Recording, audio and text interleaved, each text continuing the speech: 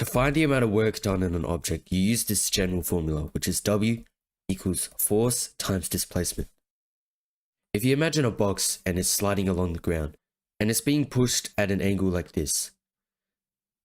Let's say after a bit of pushing, you manage to move the box over here. This distance is the displacement, and whichever component of force is parallel to the displacement, that is the force used in this equation.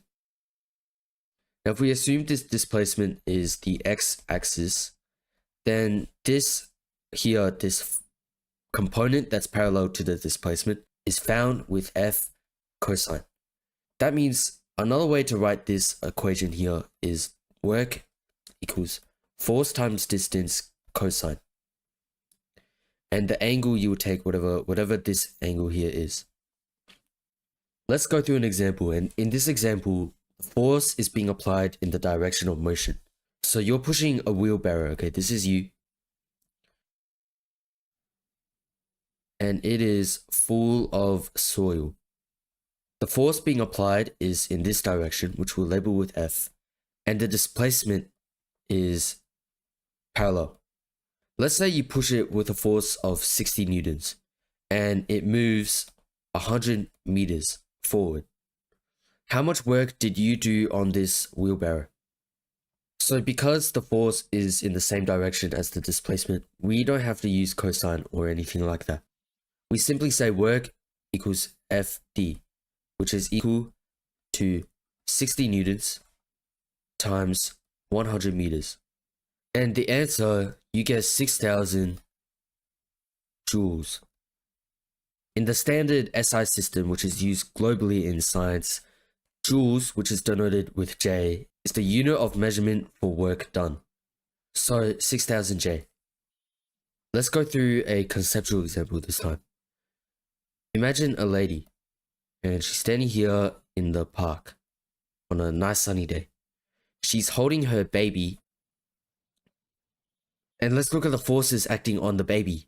There's the force of gravity, and to counteract gravity, there's the force being applied by the mother, holding the baby up. How much work is being done? There's actually zero work being done, because there's zero displacement. The mother's not moving. Now, what if the mother starts walking forward this way? So the displacement would be this way, but the force being applied is going up. So that means the work being done on this baby is still zero. And here's why. We know that work is equal to F times D times cosine when there's an angle. The angle in this situation, which is always relative to displacement, is 90 degrees. And cosine 90 is equal to 0. The force is being applied perpendicular to displacement, it's not parallel. So there's zero work being done. Okay, let's go through a proper example now, a proper problem. Imagine a child sitting in a wagon. And this wagon here is being pulled by a father. There's a child sitting in the wagon, like this. Now the father is pulling with a force of 70 newtons. And he's pulling at an angle of 48 degrees. They keep on walking for another 122 meters. But that's not all. The road is very bumpy. So there's also the force of friction, which is 35 newtons in the opposite direction, so this way. How much work is being done by each force? So first, there's gravity and there's the normal force, but they're doing zero work because they are perpendicular to the displacement. What about the amount of work being done by this force, the pull of the father? Okay, let's solve this. So the work done by the pull, which we'll label WP, is the force of the pull times displacement times cosine of the angle. So that would be 70 newtons times 122 meters times cosine of 48. 48 being taken from here. Put this into a calculator, you get 10,900 joules. So that's the amount of work being done by the force of the pull. How about the amount of work being done by friction? So let's label it as WF, the work of friction. And this is equal to the force of friction times displacement times cosine 180. And we get 180 because here's the force of friction, right? And relative to the displacement, it's at an angle of 180 degrees. And cosine 180 degrees is equal to -1. So when you have a force acting in the opposite direction of the displacement, then this force is doing negative work. It's doing work against motion. So let's plug in our values. The force of friction, 35 newtons. Then displacement, 122 meters. This gives you -4,200 joules of work. Now, how do you find net work?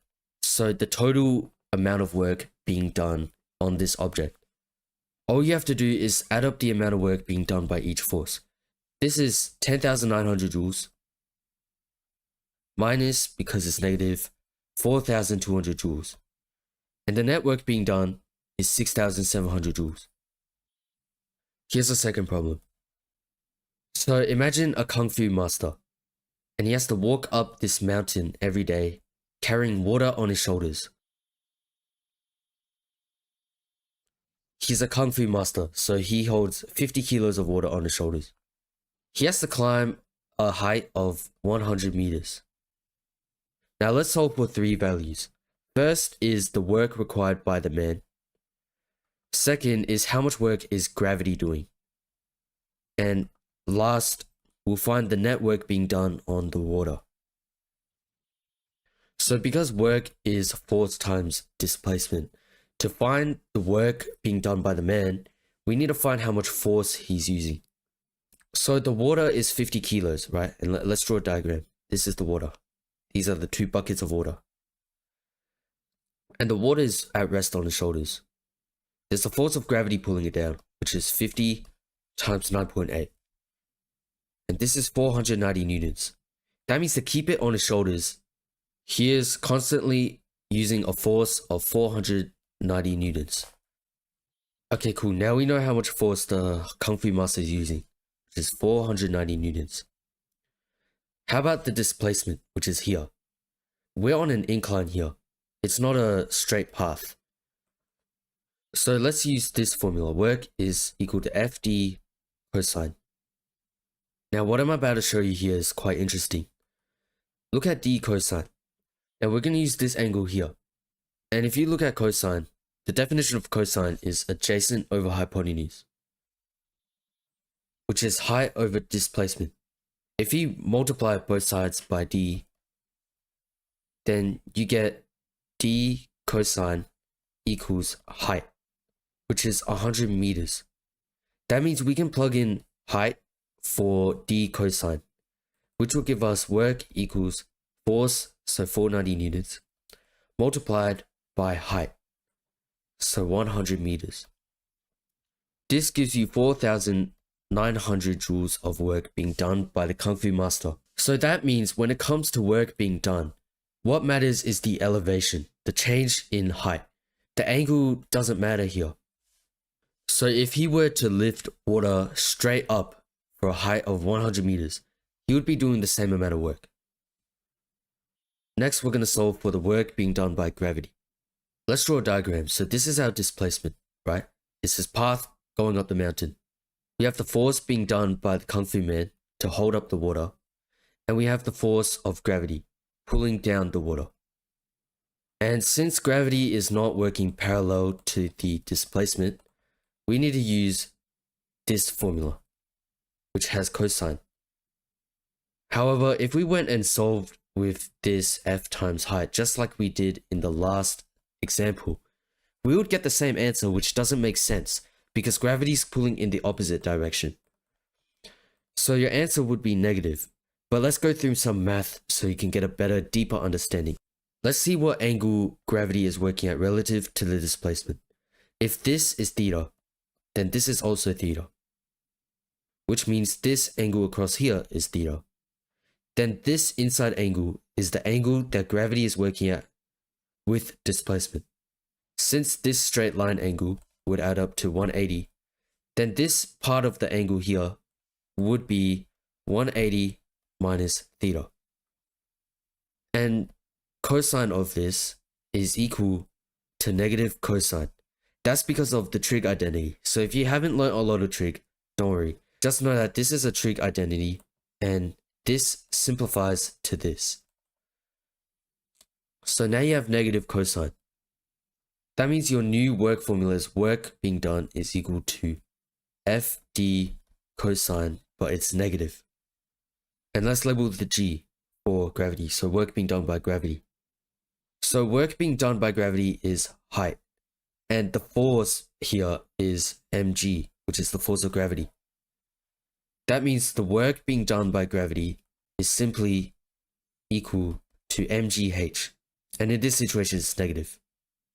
So plugging in our values, which is 50 kilos of water, 9.8 acceleration due to gravity, and 100 meters of height, then we get negative 49,000 joules, which if you notice, same magnitude of work being done by the man, 49,000, but it's negative the other way, which perfectly balances it. How about the net work being done on these buckets of water? We just have to add up all the work being done by each force, which is the force of the Kung Fu Master plus the force of gravity. If you remember, it's simply 49,000 joules minus 49,000 joules. So the net work being done on the water is 0. But even though that the net work being done on the water buckets is equal to 0, the Kung Fu Master is still doing his 49,000 joules of work as he climbs up this hill. Now everything I've done today has involved work being done by a constant force. But what if your force is varying, so it's changing throughout? Well, if you look at a graph, and let's say this is the force being applied in newtons, and this is the displacement, and it changes. The total work being done is the area under this curve, which requires calculus. So I'm not going to cover that today. When you have an object and it's in motion, it has kinetic energy. The equation for kinetic energy is this.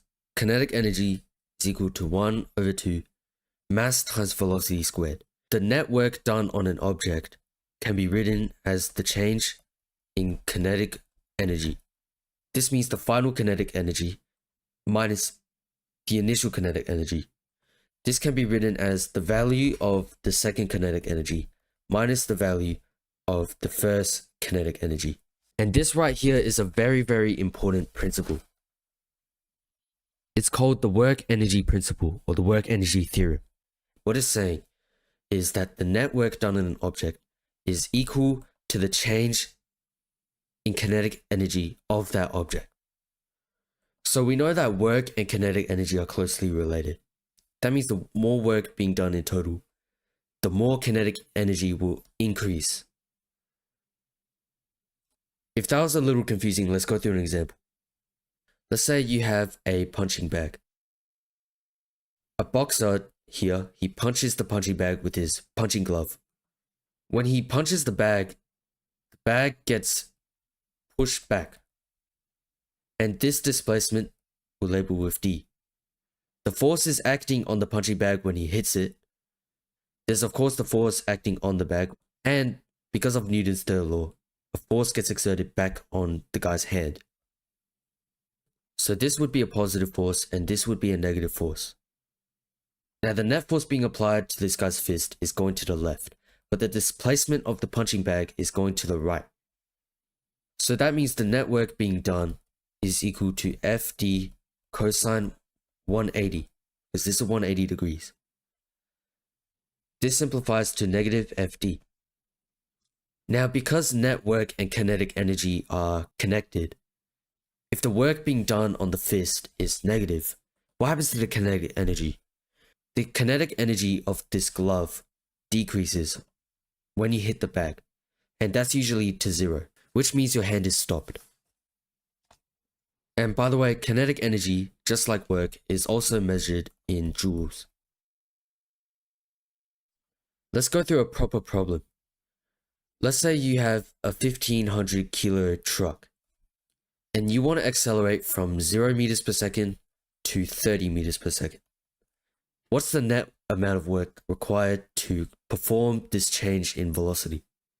In a truck, there's a lot going on. There's the engine, the wheels, the friction, but we're going to ignore all that. We're just going to imagine the car as a simple object in our solving. So we know that net work being done is equal to the change in kinetic energy. And the change in kinetic energy is written as this. All we have to do now is simply plug in our values and we can see how much the kinetic energy changes. Now before we plug in our values, I'm going to explain to you why we would use this over the other general work formula. Right here we're given two values, mass and velocity. If we wanted to use this equation, work is equal to force times displacement, we would have to find the force being done and the displacement, which is extra steps. In this specific situation, it's simpler to use this formula because we're given the mass and velocity at 2 points. So they do the same thing, but you make a selection based on the problem that you're trying to solve. I'll plug in the values now. And you get 675,000 joules of work being done on this truck to accelerate it to 30 meters per second from rest. In scientific notation, this would be 6.75 times 10 to the power of 5 joules. Scientific notation is useful when it comes to work because a lot of the time you get big numbers like this. If you're already in the hundreds of thousands for accelerating a truck, imagine how much force you need to launch a rocket. What is potential energy? So potential energy, imagine you have a slingshot and you want to launch a little rock. You pull it back like this with your fingers, and as you pull it back, it builds up potential energy. Now when you release this rock, the slingshot exerts a force and the potential energy is released as kinetic energy, and your rock gets launched. For a good chunk of this video, I'm going to be covering a specific type of potential energy. And this potential energy is called gravitational potential energy. Here's a super simple example. Let's say this is you, and you're holding a bowling ball up in the air. You're holding it above a cardboard box. As you hold it, the bowling ball, because it's getting pulled down by gravity all the time, it has a lot of gravitational potential energy. If you were to release your hand, it would fall down and do work on this box. Now I'm going to give you the formula or the equation that you would use to find gravitational potential energy, which we'll use in problem solving today. And the formula is this. Potential energy is equal to mgy. Sometimes you'll see mgh, but they mean the same thing. In this situation, this is mass, this is gravity, and y is whatever you set as the ground in your reference frame. So if you were dropping a bowling ball on the table, it might be useful to set y equals 0 as the table. If you had a rocket ship falling down from space, it would be useful to have your y as the floor. And by the way, this is not some universal equation for potential energy.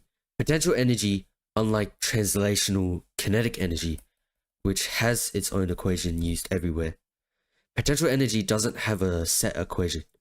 But this is a pretty useful formula that you see quite often. So let's do some problems. Imagine if you have a conveyor belt and it moves like this. This is point 1, this is point 2, and this is point 3. You have a big crate moving along this conveyor belt. The height from point 3 to point 1 is 30 meters. And the height in between 1 and 2 is 20 meters. How do you find the gravitational potential energy when the box is at point 2 and the box is at point 3 relative to point 1? I'll walk you through this right now. So in our PE equals mgy equation, we'll set our y reference as point 1. So point 1 can be y equals 0. That means point 2 is y equals 20 meters and point 3 is equal to y negative 30 meters since it's underneath y1. Now all we have to do is plug in values for y2 and y3. Oh, and by the way, the box is 40 kilos. So the potential energy at point 2 is 40 kilos times 9.8 times y2, which is 20 meters. This is equal to 7,840 joules of potential energy. Now at point 3, we do the same thing. However, this becomes negative 30, since y3 is negative 30 meters.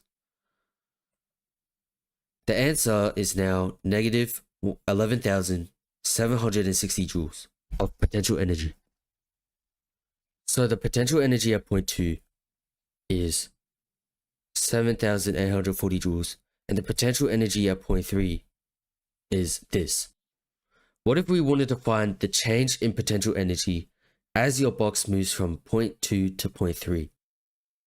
All we have to do is subtract P2 from P3. So potential energy 3 minus potential energy 2. That would be the change in potential energy during this drop in height. And that will give you negative 19,600 joules. Now what if instead of using 1 as our reference, we set 0.3 to be our y equals 0? Would the answer change? So our change in potential energy from 0.2 to 0.3, you might think it would have a different answer. But if you went through and plugged in the new values, with 0.2 being 50 meters and 0.3 being 0 meters, you would end up with the same answer. So that means the work being done by gravity and the potential energy change is only dependent on height. It's not dependent on what you set as your reference. Now, there's a lot of these formulas, right? Like potential energy and kinetic energy with all these big mass, velocity squared. If you want all these in one place, I make cheat sheets for every topic, and they're completely for free in the description down below. Now, this part of the video works with potential energy, but not gravitational potential energy. This time is the potential energy of elastic springs. Now, I'm only going to go over this briefly because it's not as commonly seen as gravitational potential energy. But let's say you have a spring, like this. And your spring can be in 3 different states. This is at rest, so it's a natural length of the spring. This is the spring being pushed down. So we'll label the change in length as x. And your spring can be stretched up, and we'll label this change in length as x. The force required to hold the spring in a position x length away from its normal length is given by F equals kx. And we'll label this F with ext, which basically just means it's an external force being applied. And K is what we call the spring stiffness constant. Now this will change depending on the type of spring your problem has. And there's another force, it's called the restoring force. And we'll label this with Fs, which is the force of the spring. The force of the spring, because of Newton's third law, when you push down on the spring, it also pushes back with an equal and opposite reaction. This force that's pulling against your force is what restores the spring to its natural length after you let go. And this is simply just negative kx. This right here is called Hooke's law, and it was discovered by some guy, presumably with the last name Hooke. And as long as the spring isn't being stretched to crazy lengths or being pushed down really hard, then Hooke's law is really quite accurate. And the formula for elastic potential energy, which we'll label as PE with an elastic, is 12kx2. This is probably what you'll see more when people talk about Hooke's law. This is a video on conservative forces and non-conservative forces. Let's say you got to push a boulder up a hill. If the work that's being done is not dependent on the path you take, it's a conservative force. What does that mean? Well, you could take a path like this, or you could zigzag up the hill. But if the total net work at the end of everything is the same no matter the path you take, it's a conservative force. Another key identifier of a conservative force is if you go from the starting position to the finished position, and then you go back to the starting position, if the net work is equal to 0, it's a conservative force. So to sum it up, only the initial position and the final position matter. It does not matter how you get there and how you get back. However, if it does matter, if the way something gets to its second position does change the amount of work being done, then it's a non-conservative force. In what situation would that happen? Let me give you one. Let's say you have a room, and inside of this room, you have to push this chair, and you got to push it all the way over here. The shortest path, which is this, and we'll label this as path 1, and this is the path you take if you want to do the least amount of work possible. But if you were to push the chair in a path like this, or you spiral around and you zigzag and all that, then the total amount of work that friction is doing against your pushing is more, because friction is always being applied, and things like air resistance as well. So that means the work being done by forces like friction, air resistance, whatever else is opposing your motion, these forces are non-conservative, because the amount of work being done by these forces is dependent on the path you take. So you know that air resistance and friction are non-conservative forces. Let me give you a little quiz. Is the force of a person pushing something, is this a conservative or non-conservative force? This force would be non-conservative, because if you wanted to push something from one place to another place, then the path you take definitely matters when it comes to the amount of work that the person's doing. Now, how about an elastic force? Is an elastic force conservative or is it non-conservative? An elastic force is actually conservative, and here's why. If you had a spring like this and you pushed it down, when it bounces back up to its resting state, so it goes down and then back up, the net work being done would be 0. So by definition, it's a conservative force. Let's define the total mechanical energy in a system as E, and the total mechanical energy is equal to all of the kinetic energy plus all of the potential energy at any given moment. This is assuming that there is no non-conservational forces acting in this system. So no friction, no air, nothing. All of the energy is conserved. Because let's say we did consider friction in this system, then some of your kinetic energy and your potential energy would be turned into heat, thermal energy. And that would mean that the system is not conserved. So if you're a tiny bit confused, just keep following along, it's going to make sense. Since E is equal to kinetic energy plus potential energy at any moment in time, then that means the sum of these two energies at one point in time is going to be equal to the sum of these energies at a second point in time. This means that E1 would be equal to E2, which means that E is constant. Of course, only when non-conservational energies are doing 0 work. What does this mean? Well, because we have this much mechanical energy initially, then at some time later, which we'll call E2, E2 would have the same amount of energy as the initial energy, which means that it's a loop, it's conservative. Just like how when you're moving something up a hill, in a conservative energy system, where there's no friction, no air resistance, nothing, then if you were to move from the start to the end and back to the start, you would have done 0 net work. It's a loop.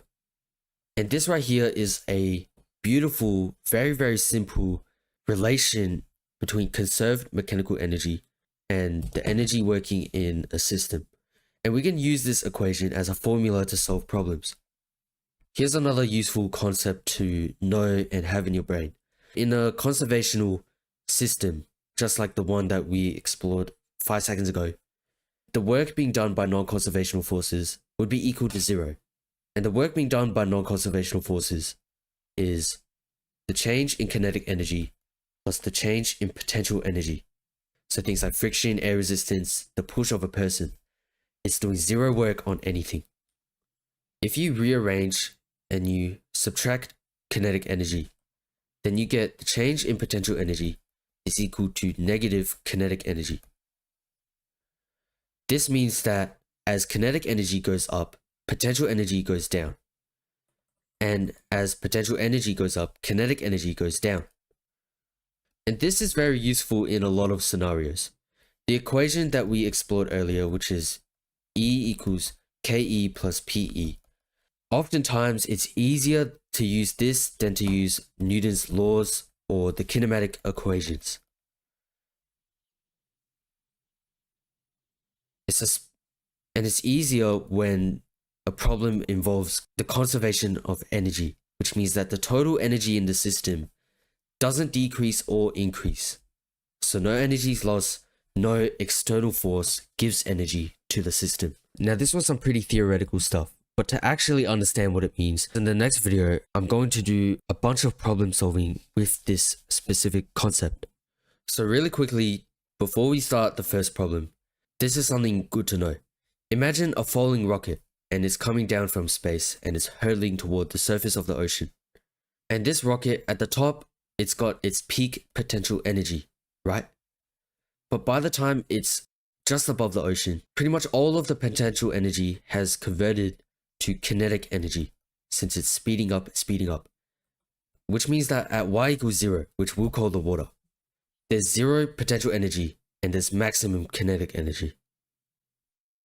The total mechanical energy at any point, as I explained in the previous video, is E equals kinetic energy plus potential energy. Based on the definition for kinetic energy and gravitational potential energy, we get this equation. 1 over 2 mass times velocity squared plus mgy. And this is the main formula that we're going to be using today. And there's a lot of formulas in physics. If you want cheat sheets for every topic, go check the description, it's free. Let's go through our first problem. So we're going to take inspiration from the previous example. Let's say we have a rocket ship coming back from space. The initial height, which we'll call y1, is 10,000 meters up. Using the conservational mechanical energy formula, find the velocity of this rocket when it's only 500 meters above the surface of the water, and we'll use the ground as our reference. Okay, let's do some solving. So at point 1, which we'll call y1, the rocket's at 10,000 meters in height. And the velocity at this point is 0. Because if we shoot a rocket up and the peak is the turning point, at this peak for a very brief moment, the velocity is 0. We need to find velocity 2, which is at y2, which is 500 meters up. Let's use our formula. Which we found in the last video. And this formula in a conserved energy system states that kinetic energy at point 1 plus potential energy at point 1 is equal to the sum of kinetic energy and potential energy at a second point. Formula for kinetic energy is 1 over 2 mass times velocity squared plus potential energy, which is mgy, which is height above the surface.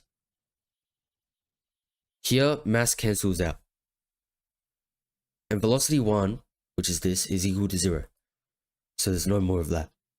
That means what we're left with is gy1 equals 1 over 2 velocity 2 squared plus gy2. Go ahead and rearrange this formula and we get this. v2 is equal to root 2g times change in y. So what we've done here is we've taken our formula, we've simplified it a little bit, and then we solve for the variable that we want, which is velocity 2. And now here's our new formula, which we can use. All we have to do now is plug in our numbers. So 2 times 9.8 times 10,000 meters minus 500 meters. And the answer is velocity at point 2 is roughly 431.5 meters per second. So let's say your rocket's coming back down from the atmosphere. 500 meters above the water. This is how fast it's going. Here's a second example, and this type of problem you'll see on your exams and tests and stuff, usually describing things like roller coasters and cable cars. So let's say you have a penguin living in the South Pole, and he slides on his belly across these hills. He starts here, so this is him. and he makes it all the way here. This we'll call the ground, so 0 meters. And the height of these hills, which are the same, is 20 meters. So as he surfs through these snow hills on his belly, how fast does he go at the bottom? Let's find it. So let's use the same formula. Let's do some labeling. So let's say y1 is our starting position, which can be up here, 20 meters, right? Let's say his velocity 1 is 0 because he starts from rest. That means this is gone, this is 20, and mass cancels out. So once again, we simplified our formula. Now we have gy1, so g times 20, equals 1 over 2, velocity 2 squared, plus gy2. This is pretty much the same thing as the previous example. And all we have to do is solve for this value here. If you rearrange the equation, you get this. V equals root 2gy. And plug in your values, so 20 meters for y1 and 9.8 meters per second for gravity. Your answer is roughly 19.8 meters per second. So when he slid down halfway, that's how fast he's going at this bottom point. Now the second part of this problem, I'll let you do on your own. So his speed at the bottom is 19.8 meters per second. When he has half that speed, how high up is he on the hill? Before you solve this yourself, let's relabel some values. So y equals 0 is at the bottom. And let's say y2 is the unknown height that we're looking for. Go ahead and pause the video, find your answer. Okay, now let's do this together. So with the same equation, let's go through a similar process. His velocity at point 1 is still 0. And his velocity at point 2 is half of this, which is roughly 9.99 meters per second. And we're just going to round that to 10 for simpler solving. We can again cancel out mass here. And we can cancel out this term because velocity 1 is 0. But this time, instead of solving for velocity, we're solving for y2. When you rearrange this equation for y2, you get y2 equals y1 minus velocity 2 squared over 2g. Let's plug in our values. So y1 is 20 meters minus velocity 2 squared, which is 100 meters per second, divided by 2 times gravity. And you get roughly 14.90 meters. So around the halfway up point, so 14.9 meters, he is going at 10 meters per second. This is the answer that we found. Now this is dealing with velocity and displacement quite a lot. And you might be thinking, well, we could use the kinematic equations for this. Well, the kinematic equations, they all assume that acceleration is constant. But here we're on a curve, so acceleration varies throughout. And you might think, wow, then the math must be really complicated. Well, it's not, because all we had to use was this thing right here. And it gave us the answer quite easily.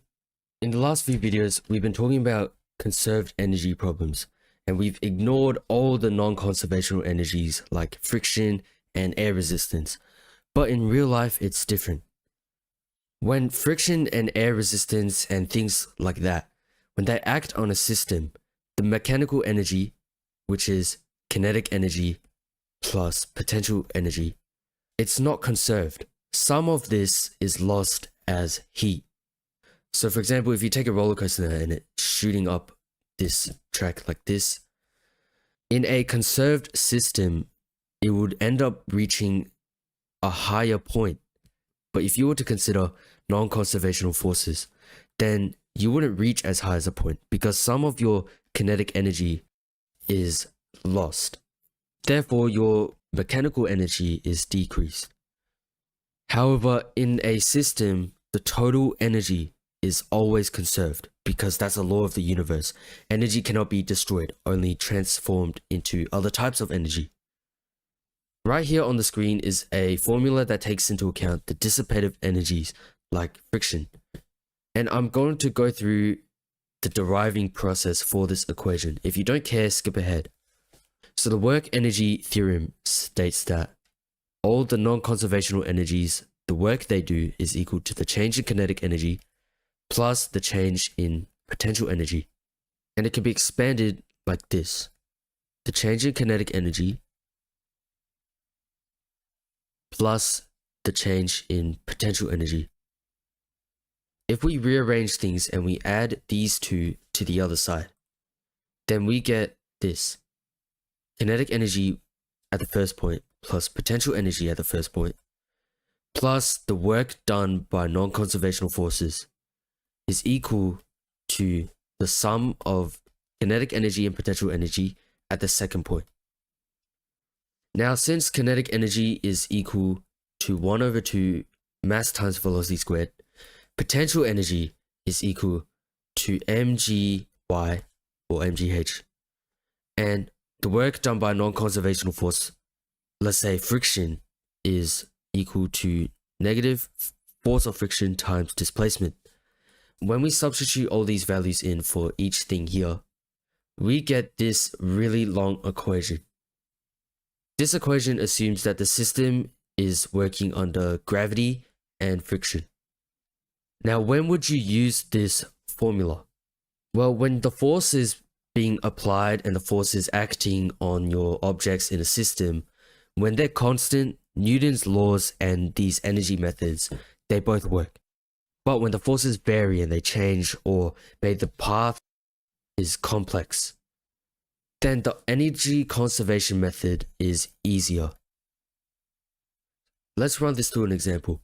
If you have a car and it's moving at 20 meters per second, it's 1500 kilos.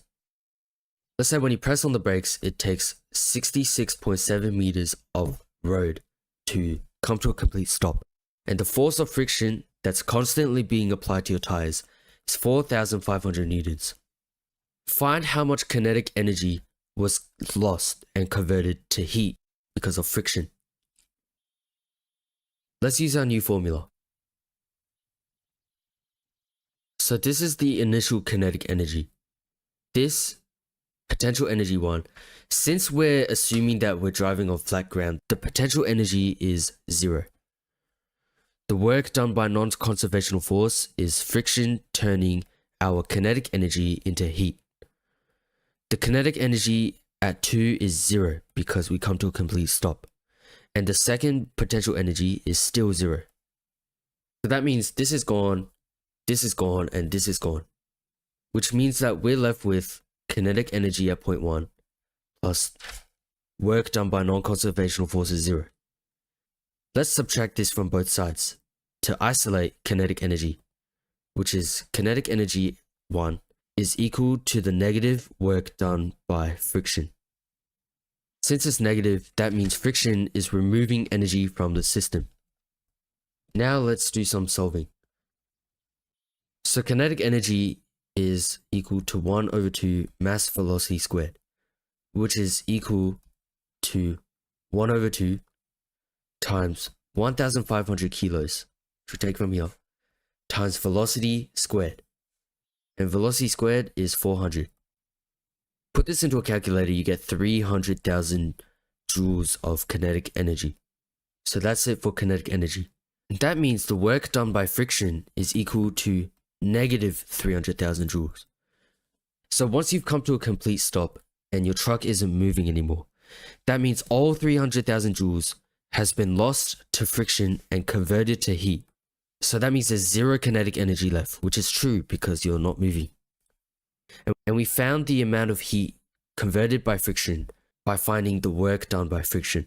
In the last few videos, we've been talking about conserved energy problems, and we've ignored all the non-conservational energies like friction and air resistance.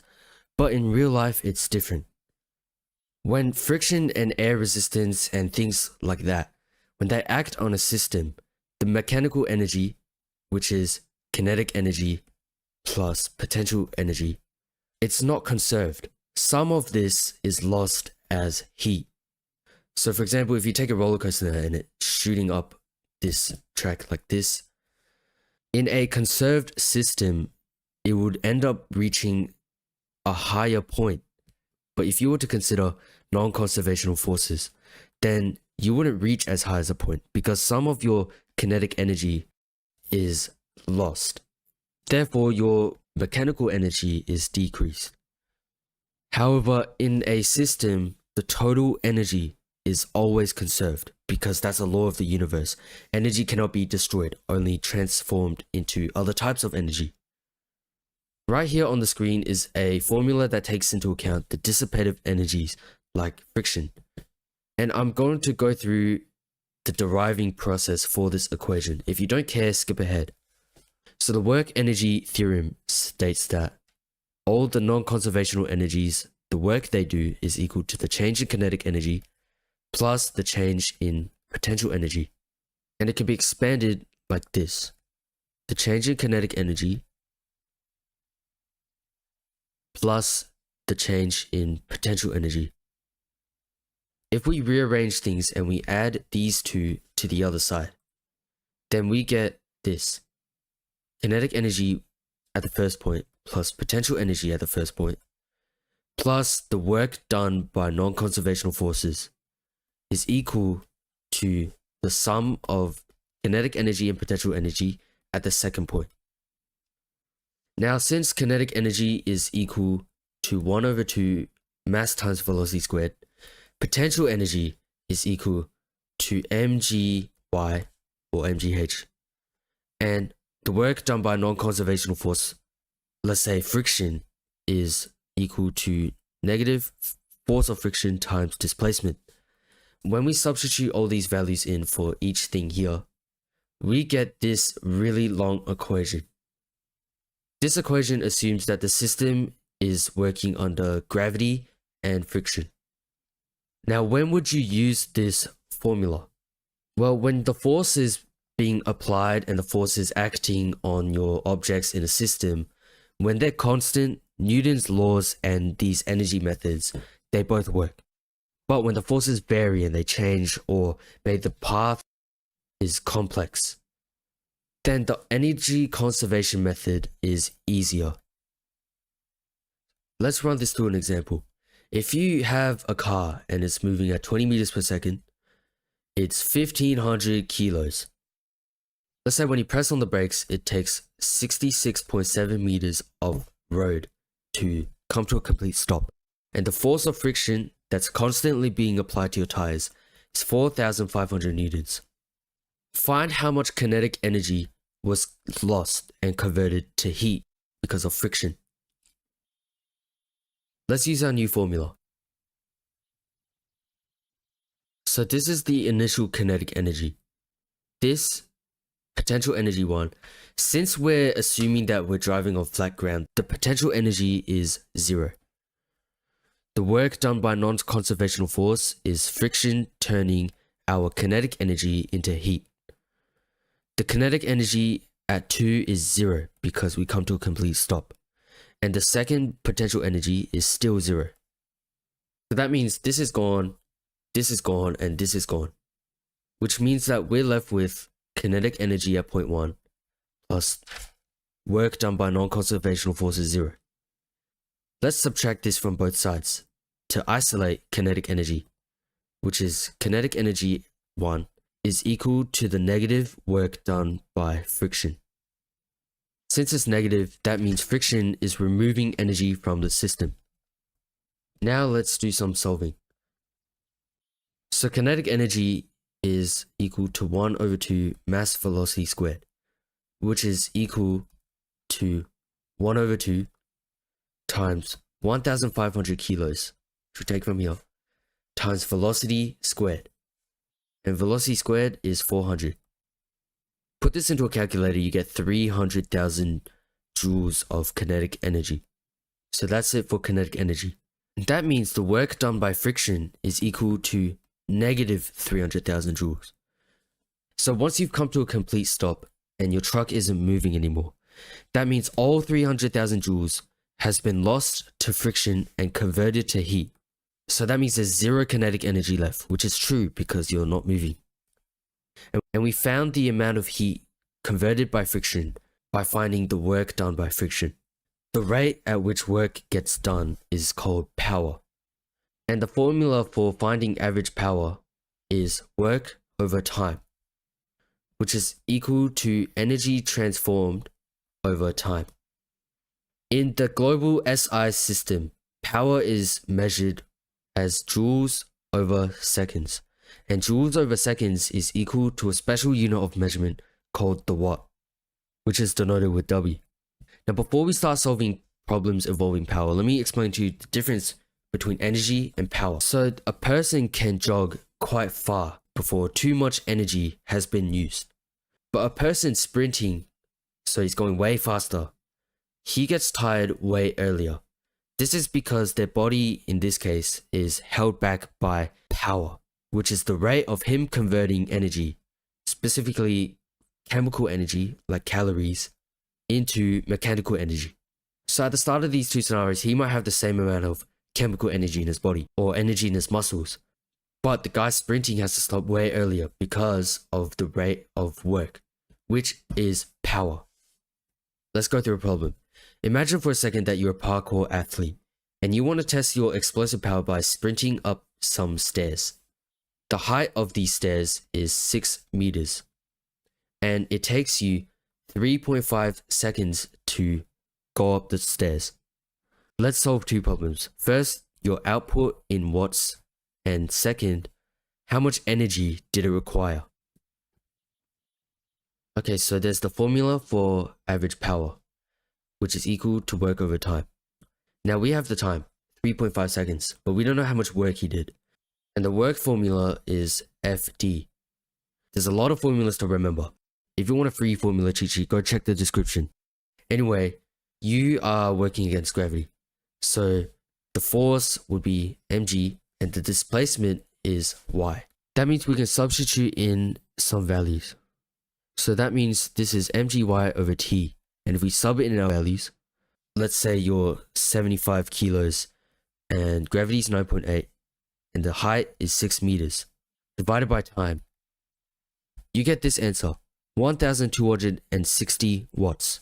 That's your output as you sprint up the stairs. Now here's a fun fact before we solve the next part of the problem, which is energy. 746 watts is equal to 1 horsepower, which is what car engines are measured in. Now in terms of horsepower, you have outputted almost 2 horsepower, which for a human is a lot.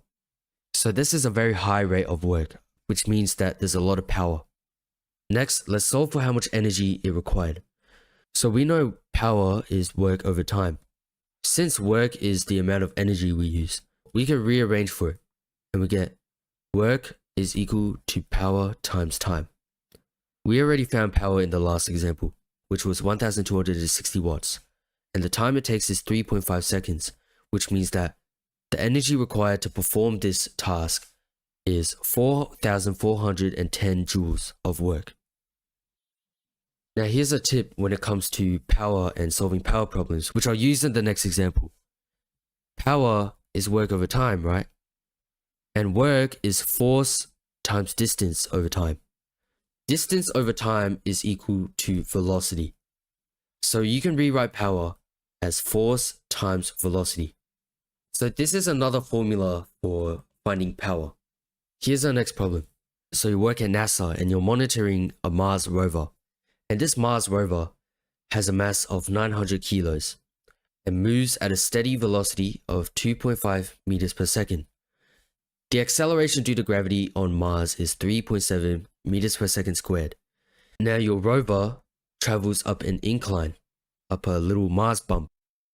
So our rover, let's say, looks like this. The wheels experience a rolling resistance force of 200 newtons. The incline is 15 degrees.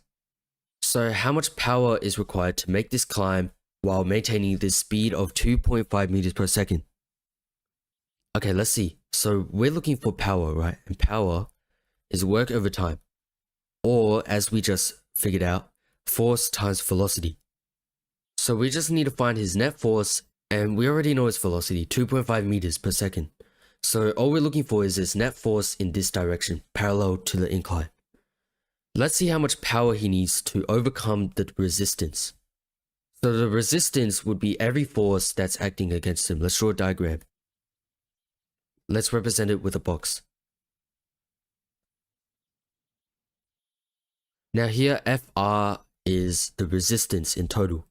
The forces that are resisting his movement. First we have the rolling resistance friction, which is 200 newtons. And combined with that is the X component of gravity.